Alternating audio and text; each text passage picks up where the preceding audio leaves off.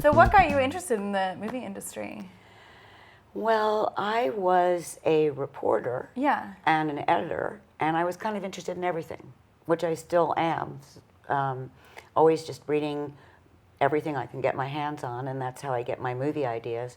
I thought the movie business was crazy, Yeah. and I never thought I'd be part of it. I thought everybody out here was really interesting, but a little bit out of their minds. Yeah. So I never really thought I would do anything but cover the business like you are.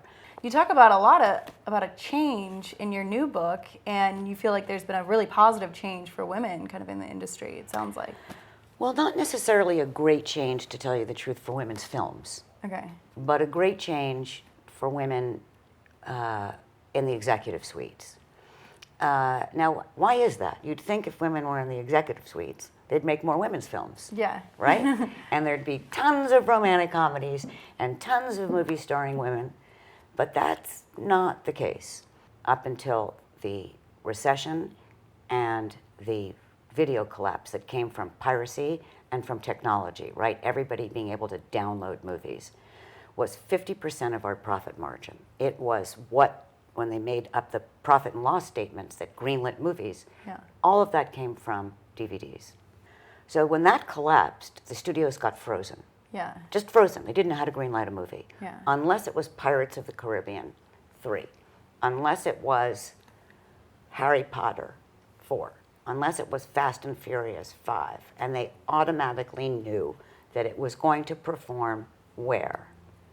Overseas. Yeah. What they saw was all of their profits were now not coming from DVDs, but were coming from the foreign markets. So rom-coms really don't work in the new business model. Now, everywhere I go, the domestic audience tells me they want them. Yeah. People need to mate. Yeah. Date movies, Yeah. right? Sometimes the new date movie is a horror movie, which makes me so depressed. I say to young girls, do you really want to see a horror movie? No. Do you really want to see someone chopped up and dismembered? And they're like, yeah. I'm like, I don't believe you. Yeah. I really don't believe you. It's sort of become the vogue among young girls, but I don't believe that that's what they really want. I think they're programmed to want that because that's all there is. Yeah. And if they had their movies, now for a while we had these Judd Apatow movies, right, that were really boy rom-coms that girls would be willing to see because they would do anything to go to a date movie, right? Yeah. Even see themselves pick a boy they didn't want. Yeah. So that's sort of the crisis. Even women studio heads who would love to see those movies, they have to do what's financially best. Yeah. For the Do you think studio. it's too much of a risk for the more creative pieces? They think it's just way too much of a risk? Well, I think it needs to be reinvented. The genre needs to be reinvented. You really seem to see this great stories. What is it like that you really pinpoint in the story that you know that this will be like a successful? Because you've done so well with some great stories.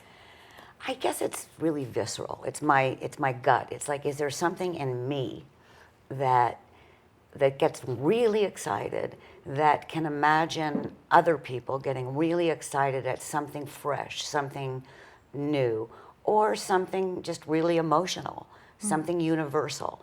I guess the question is there something universal in this? It doesn't have to be the same universal thing, just something universal. And in Flashdance, there was the idea of you have no chance, but there is a chance. Yeah. And that was the universal notion.